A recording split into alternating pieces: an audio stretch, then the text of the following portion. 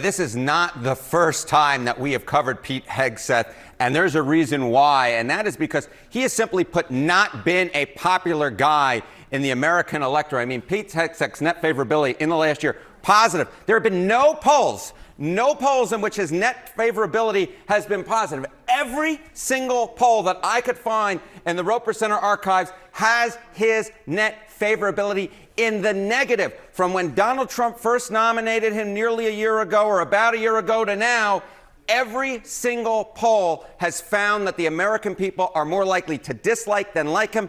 And the first poll that was taken found that the plurality of Americans said that the United States Senate should not confirm him to the post of Secretary of Defense. No polls? No polls. Not a, 0, 0, 0, 0, 0. All of those are reputable polls in the Roper Center archive. All right. Is that because people have no interest in Pete Hegseth? No, this is the whole thing, which is that Pete Hegseth, I said at the beginning of this, has been generating so much interest, far more interest than the normal defense secretary. I was just interested in the polls that were asking the popularity rating of recent defense secretaries. There have been at least 10 in terms of Pete Hegseth. There were 0 for Lloyd Austin. Esper had 0.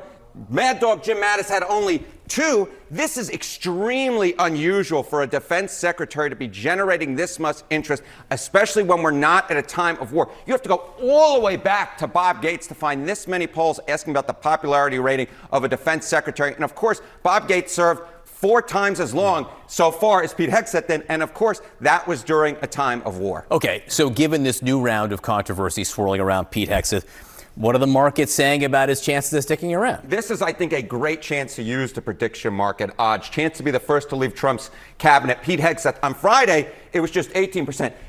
It's now doubled. It's now doubled to 35% given the recent controversy, John Berman. So a lot of folks out there who are putting their money where their mouth is think there's a far better chance that Pete Hegseth exits the cabinet now, being the first one to back on Friday. And one last thing, Mr. Berman, just to put this into some perspective for you, the chance to be the first to leave Trump's cabinet, Pete Hegseth, 35%, Pam Bondi, just 10%. And then we've got this gentleman over here. Steve Myron.